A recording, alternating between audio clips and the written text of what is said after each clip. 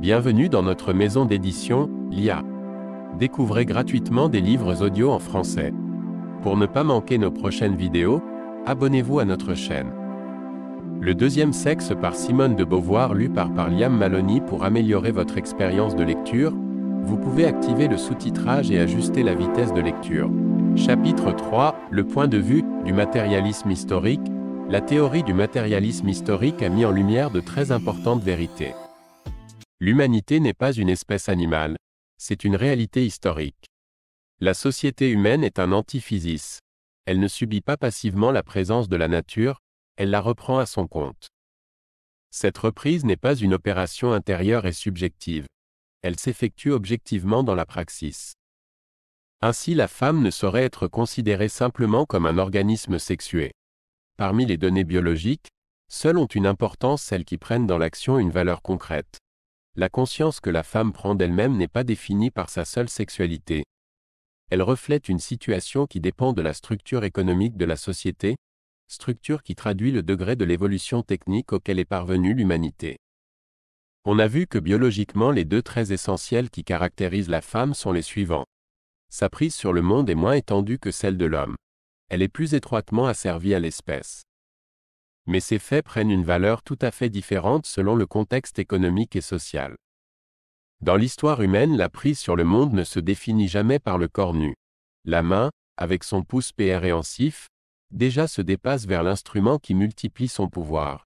Dès les plus anciens documents de la préhistoire, l'homme nous apparaît toujours comme armé. Au temps où il s'agissait de brandir de lourdes massues, de tenir en échec les bêtes sauvages, la faiblesse physique de la femme constituait une infériorité flagrante. Il suffit que l'instrument réclame une force légèrement supérieure à celle dont la femme dispose pour qu'elle apparaisse comme radicalement impuissante. Mais il peut se faire au contraire que la technique annule la différence musculaire qui sépare l'homme de la femme. L'abondance ne crée de supériorité que dans la perspective d'un besoin. Il n'est pas mieux de trop avoir que d'avoir assez. Ainsi, le maniement d'un grand nombre de machines modernes n'exige qu'une partie des ressources viriles. Si le minimum nécessaire n'est pas supérieur aux capacités de la femme, elle devient dans le travail l'égal de l'homme. En fait, on peut commander aujourd'hui d'immenses déploiements d'énergie simplement en pressant un bouton. Quant aux servitudes de la maternité, elles prennent selon les mœurs une importance très variable. Elles sont accablantes si on impose à la femme de nombreuses préoccupations et si elle doit nourrir et élever les enfants sans secours. Si elle procrée librement, si la société vient à son aide pendant la grossesse et s'occupe de l'enfant, les charges maternelles sont légères et peuvent être facilement compensées dans le domaine du travail. C'est selon cette perspective que Engels, dans l'origine de la famille, retrace l'histoire de la femme. Cette histoire dépendrait essentiellement de celle des techniques.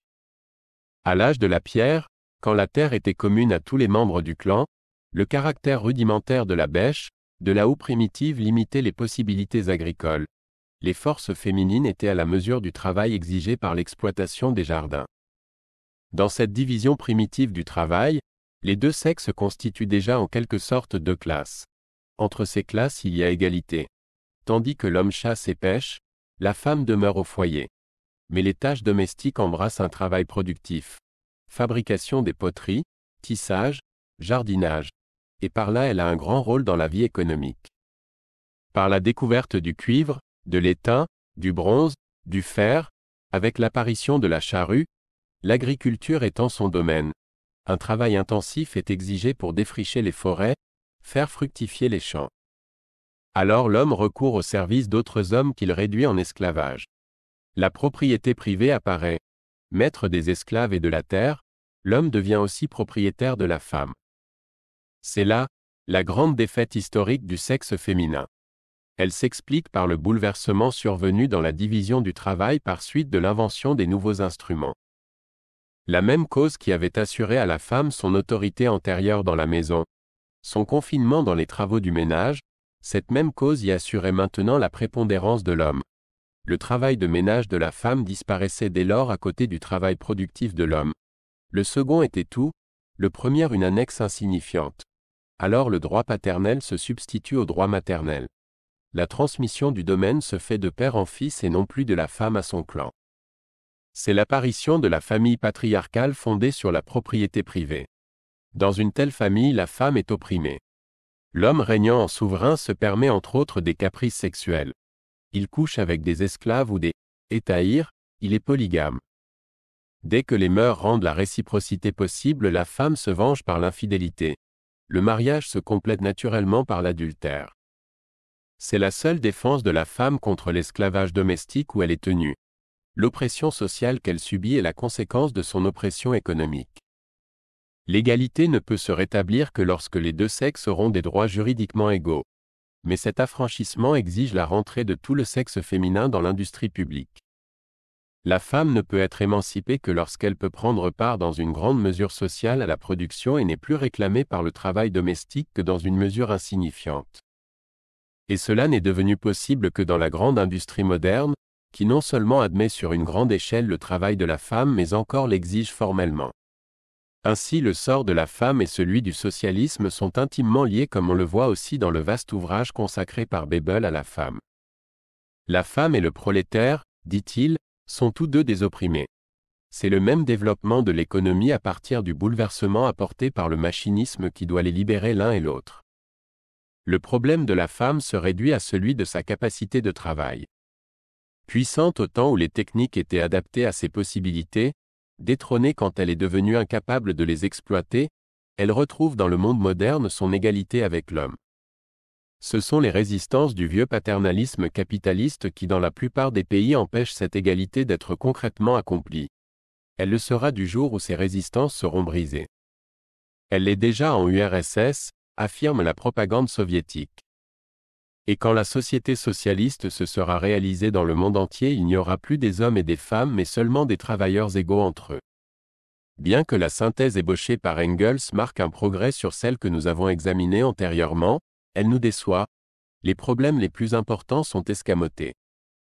Le pivot de toute l'histoire, c'est le passage du régime communautaire à la propriété privée. On ne nous indique absolument pas comment il a pu s'effectuer.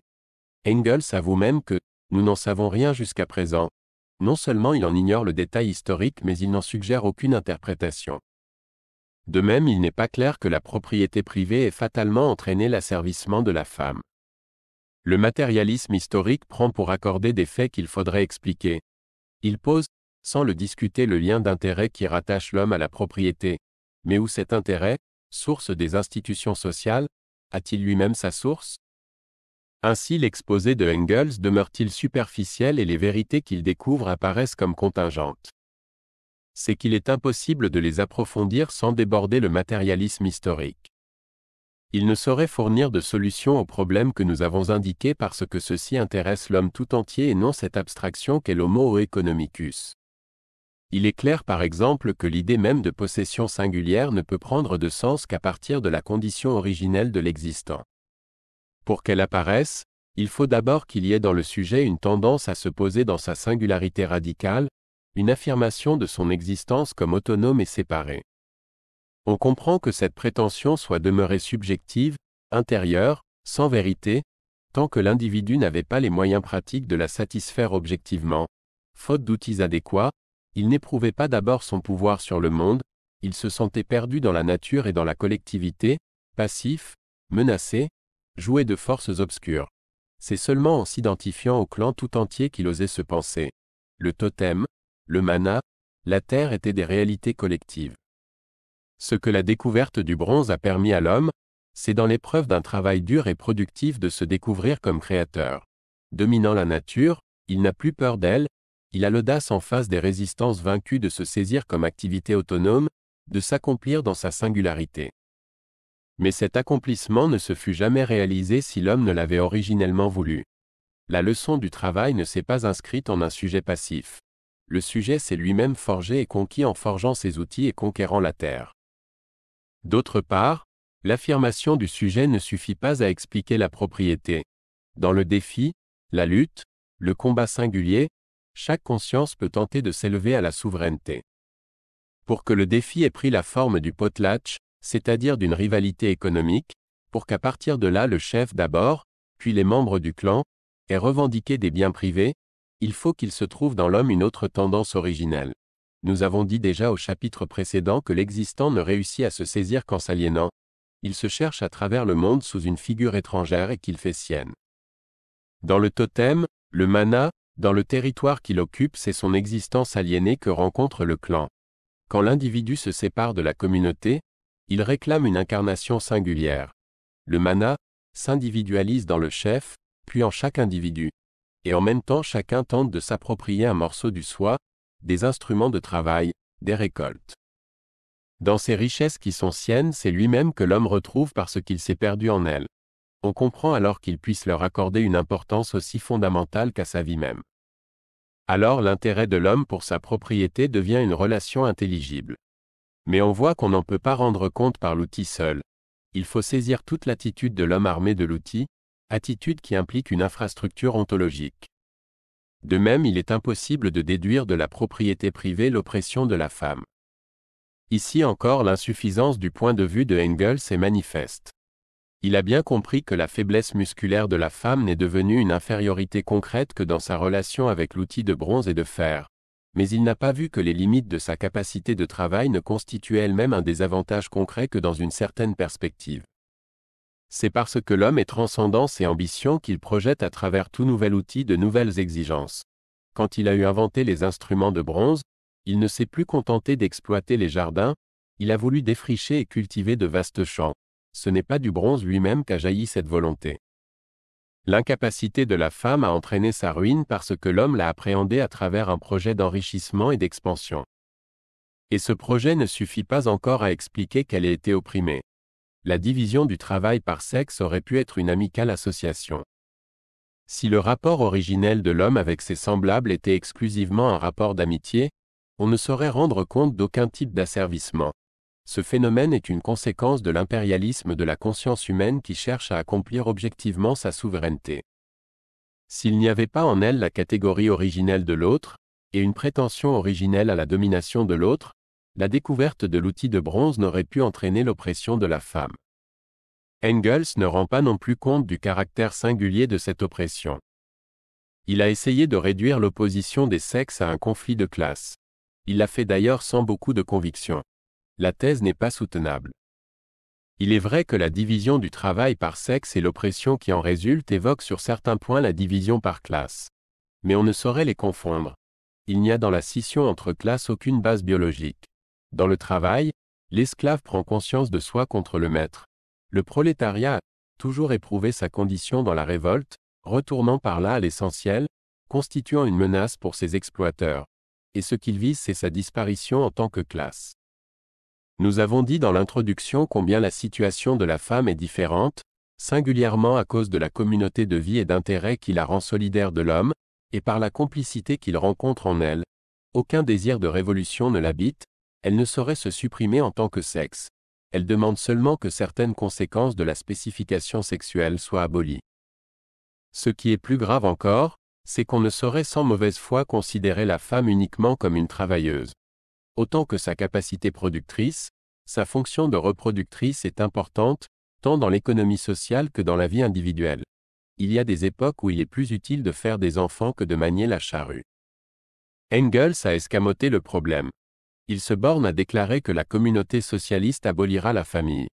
C'est une solution bien abstraite. On sait combien l'URSS a dû changer souvent et radicalement sa politique familiale selon que s'équilibraient différemment les besoins immédiats de la production et ceux de la repopulation. D'ailleurs, supprimer la famille n'est pas nécessairement affranchir la femme. L'exemple de Sparte et du régime nazi prouve que, pour être directement rattachée à l'État, elle peut n'en être pas moins opprimée par les mâles.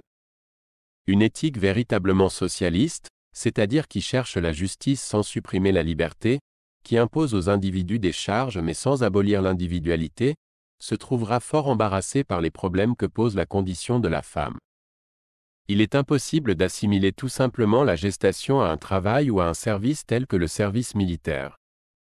On fait plus profondément effraction dans la vie d'une femme en exigeant d'elle des enfants qu'en réglementant les occupations des citoyens. Aucun État n'a jamais osé instituer le coït obligatoire. Dans l'acte sexuel, dans la maternité, la femme n'engage pas seulement du temps et des forces mais des valeurs essentielles. En vain, le matérialisme rationaliste prétend-il méconnaître ce caractère dramatique de la sexualité. On ne peut réglementer l'instinct sexuel. Il n'est pas sûr qu'il ne porte pas en lui un refus de son assouvissement, disait Freud. Ce qui est certain, c'est qu'il ne se laisse pas intégrer au social parce qu'il y a dans l'érotisme une révolte de l'instant contre le temps, de l'individuel contre l'universel. À vouloir le canaliser et l'exploiter, on risque de le tuer car on ne peut disposer de la spontanéité vivante comme on dispose de la matière inerte. Et on ne peut pas davantage la forcer comme on force une liberté. On ne saurait obliger directement la femme à enfanter. Tout ce qu'on peut faire, c'est l'enfermer dans des situations où la maternité est pour elle la seule issue. La loi ou les mœurs lui imposent le mariage, on interdit les mesures anticonceptionnelles et l'avortement, on défend le divorce. Ce sont exactement ces vieilles contraintes du patriarcat que l'URSS a aujourd'hui ressuscité. Elle a ravivé les théories paternalistes du mariage. Et par là, elle a été amenée à demander à nouveau à la femme de se faire objet érotique. Un discours récent invitait les citoyennes soviétiques à soigner leur toilette, à user de maquillage, à devenir coquettes pour retenir leur mari et attiser son désir. Il est impossible, on le voit bien par cet exemple, de considérer la femme uniquement comme une force productrice. Elle est pour l'homme une partenaire sexuelle, une reproductrice, un objet érotique, une autre à travers laquelle il se cherche lui-même.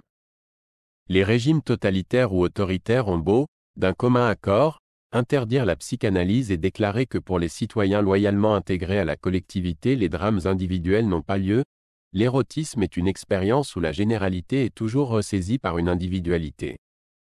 Et pour un socialisme démocratique où les classes seraient abolies mais non les individus, la question du destin individuel garderait toute son importance. La différenciation sexuelle garderait toute son importance. Le rapport sexuel qui unit la femme à l'homme n'est pas le même que celui qu'il soutient avec elle. Le lien qui la rattache à l'enfant est irréductible à tout autre. Elle n'a pas été créée par le seul outil de bronze. La machine ne suffit pas à l'abolir. Revendiquer pour elle tous les droits, toutes les chances de l'être humain en général ne signifie pas qu'on doive s'aveugler sur sa situation singulière. Et pour la connaître, il faut déborder le matérialisme historique qui ne voit dans l'homme et la femme que des entités économiques. Ainsi nous refusons pour la même raison le monisme sexuel de Freud et le monisme économique de Engels.